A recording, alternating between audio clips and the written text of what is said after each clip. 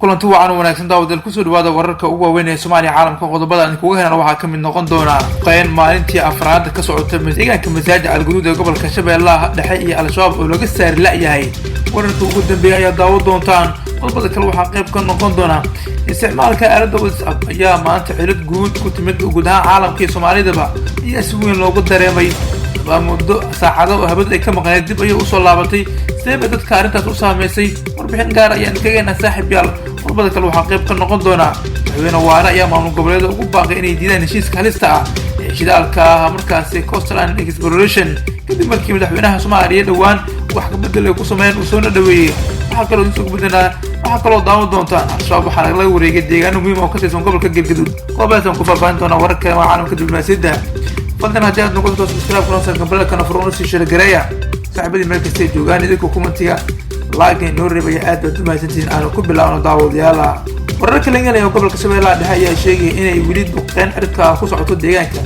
مساعد على الجود قبل كسبة لا ده هي غير كيسة أو يريد كسرين تقال ما يعيش الشراب أنا يقول ده بيت ده كوكو من أكلية بقين إفليانين يردها درون كتركيا كده مركي يدب وبحن إذا ما الدولة ده ساعدوكم من كالوريجي الشباب sidii balse ay dagaal rogal celisa oo culus markaas ay ku soo qaadeen afayeen madaxtooyada Shabeellaha hadla ayaa sheegay in Al-Shabaab ay ku sugayeen deegaanka Masaajid Al-Guduud la isku dayayo in laga saaro iyadoo aanay khasaaro weyn gaarin dadka iyo magaalada ayuu jiriyaa waxaa taas ku day in Al-Shabaab gudood waaweyn ay ka qoteen magaalada ayna saarihiin ismooyin ay ka mid tahay xaruntii shirkadda isgaarsiinta Hormuud taas oo keenay in hubka waaweyn loo adeegsan si loo burburiyo dhismahaasi wararka daroonka ee ka wadaan diyaaradaha deegaankaasi ayaa dowladda federaalka sheegtay in lagu diray Al-Shabaab ku dhawaad 100 ka badan laguna gubay gaadiid ay markaas tahay u saarneed iyadoo khasaaro weyn lagu gaarsiiyay Al-Shabaab ayaa weli markaas laga saari lahayd deegaankaasi Masaajid Al-Guduud ee gobolka Shabeellaha Dhexe weli qiimaha iyo markaasi dagaalada ay weli ka socdaan bal markaana haddii aan eegno saaxiibayaal soo wararka Al-Shabaab aan ku guudanay waxaa Al-Shabaab markaasi laga wareegay deegaano muhiim ah oo ka tirsan gobolka Galgaduud ee bartamaha Soomaaliya wararka aan ka helno gobolka Galgaduud ayaa sheegaya in ciidamada dowladda iyo kuwa maamulka Galmudug ee Al-Shabaab iyo maleeshiyada deegaanka ay la wareegeen deegaanka Qayb ee saga degmada Baxdo ee gobolka Galgaduud ciidamadan oo iskaashanaya oo watay gaadiidka dagaalka ayaa dhowr joog ka galay weeraray deegaanka Qayb oo ahaa xarun muhiim u ah Al-Shabaab sidoo markaas muddo dheer ay ka tanlisay deegaankaasi Al-Shabaab ayaa la sheegay inay gubeen halkii deegaanka ayna burbureen xarumihii isgaarsiinta maamulka inta aysan iskaga bixin halkaas waxaana dagaal la'aan laga wareegay ciidamada dowladda iyo kuwa maamulka Galmudug in gacanta Al-Shabaab laga saaro deegaanka Qayb ayaa ka dhigan jug kale oo Al-Shabaab ka soo gaartay dagaalada lagu hayo ee ka socda gobolada Galgaduud Hiiraan iyo Shabeellaha Dhexe قبي هراء يا داون إنسان جل كان داون الهديات نوصل تاس وسكاب ونصل قبل كان أفرو نفس الشركة صاحب الملك السجوان إذا كوكم تيجي لكن نور ريبة يعد تباس تبال ما كان نور بحنا على صوشة غير وربحين كدوان يا ديجيناه استعمال كآلة وسط يا منقرة لقور هذي ساعة إن عد جهود كتمت وساعة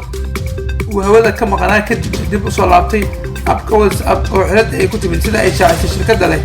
متى arrintan ayaa saameyn weyn ku yeelatay guud ahaan dadka isticmaala ee ku dhaqan wadamada caalamka ee Soomaaliya ku jirto aad oo sabab ayaa ka mid ah baraha caanka ee adduunka waxaana isticmaala ku dhawaad 2 bilyan oo qofood guud ahaan caalamka haddaba sidee ildahan u saameysay dadka Soomaaliyeed ee isticmaala aalada WhatsApp dad badan oo Soomaaliyeed oo isticmaala aaladan ayaa Facebook ku bixiyay cabasho ku aadan in fariimaha WhatsApp-ka aan isku diri karin kadib cilada maanta ku timida inta badan dadka arrintan ka hadlay waxa ay sheegeen in ay saameyn ku yeelatay arrintan cilada ku timid WhatsApp-ka isla markaana ay arki waayeen fariimihii markaas loo soo dirayay dadka ayaan inta badan sameynayay in cilada ahayd dhanka internetka iyo sidoo kale in taleefanka cilada ay ka jirto si yeeshee u dhimayeen taleefanka marna u shideen ayay markii dambe ka wareen in ay tahay cilada mid aalada WhatsApp markaas ku timida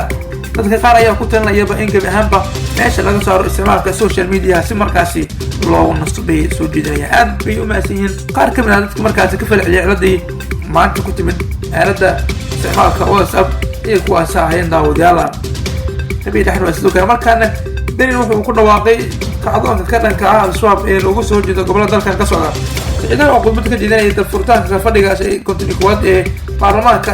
ayaa ka hadlay xaaladda guud ee Soomaaliya gaar ahaan dagaalka ka dhanka al-shabaab iyo arrimaha maamulka Puntland. Beelo si gaar uga hadlay dagaalada ka dhanka al-shabaab ee ka socda qaybo badan oo ka mid ah Soomaaliya ayaa sheegay in Puntland ay diyaar u tahay inay ka qayb qaadato dagaalkaas ay ku birto. Beelo ayaa sheegay in al-shabaab ay dhibaato ku tahay horumarka guud ahaan dalka wuxuuna ku baaqay in loo midoobo dagaalka ka dhanka kooxdan. hadda madaxweynaha ayaa ku soo aaday xilli qaybo ka mid ah dalka uu ka socdo kacdoonka al-shabaab lagu soo jeedo. kacdoonka lagu soo jeedo al-shabaab ayaa si xoog ah ugu socda goobaha gobolada Hiiraan iyo Galgaduud waxaana kooxdan laga saaray deegaano badan oo ay ku sugnaayeen. Beelo ayaa sidoo kale sheegay in dadkii ku soo rogmay magaalada Qardho ay guddiga u saareen soona qiimeeya waxyeeleynta inta la eg tahay sidoo kalena ay soo dhammaatay daraasad ku saabsan si xal waara loogu gaaro dadka soo noqda. Beelo ayaa sheegay in Puntland degmooyin badan oo ka tirsan laga hirgelin doono doorasho qof iyo cod ah taasina ay tahay qorshaha xukuumaddiisa arrintaas ay ugu aadanaa. wararka arrimaha gobolkana James Wan ayaa ugu dambeyntii maanta loo sameeyay sagootintiisii ugu dambeysay sida warbixintani maanta aan kugu soo sheegnay saaxiibayaal. madaxweynaha jamhuuriyadda federaalka ee Soomaaliya Mudane Xasan Sheekh Maxamuud ayaa kulan sagootin ah wuxuu markaas kulan sagootin ah kula qaatay madaxweynaha qaranka wakiilka gaarka ee xogaha guud ee qaramada midoobay u qaabilsan arrimaha Soomaaliya James Frankfurt Swan oo soo gabagabeeyay shaqadiisii diblomaasiyadeed uu ka hayay dalkeena. madaxweynaha ayaana ku bogaaday Danjire Swan doorkuu ka qaatay taageerada dowladnimada Soomaaliya gaar ahaan gurmadka abaaraha dagaalka ka dhanka waxa loogu yeeray argagixisada. Danjire James Swan madaxweynaha ugu mahadceliyay kulankan ayaa tilmaamay sida uu ugu faraxsan yahay oo shaqaynta ay u muujiyeen dowladda iyo shacabka Soomaaliyeed inta uu ku guda jiray sida waajibaadka diblomaasiyadeed ee loo soo imaday. madaxweynaha ayaa tilmaamay sida ay ugu go'an tahay dowladda iyo shacabka Soomaaliyeed inay xoojiyaan xiriirka iskaashiga diblomaasiyadeed ee ay leeyihiin dalalka caalamka taas oo ku saleysan in danaha dalka markaas danaha dadka Soomaaliyeed lagu xaqiijiyo iskaashi iyo la qabsiga dalalka kale ee caalamka. markana haddii aan eegno madaxweynihii hore ee maamulka Hirshabelle Maxamed Cabdi Waare ayaa ugu baaqay madaxda maamul goboleedyada in ay markaas ay ka baaqdaan in heshiiska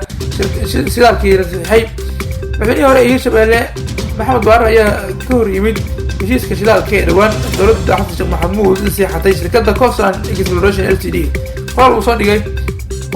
qoraal uu u diray maamul goboleedyada ayuu Waare ku sheegay in heshiiska uu yahay mid aan daah furnayn islamarkaana uu qaldan yahay oo ay tahay in la diido sidii loo diiday xilligii dowladda madaxweyne Maxamed Cabdullaahi Farmaajo. waxa uu yidhi dowlad goboleedyada waa inay diidaan heshiiska shirkadda Coastal Exploration Some Oil ma buuxinayo heerarka ugu yar ee tartanka daahfurnaanta. heshiiska waa qaldanaa xilligii Farmaajo iyo Xasan Kheyre welina waa qaldan yahay ayuu yidhi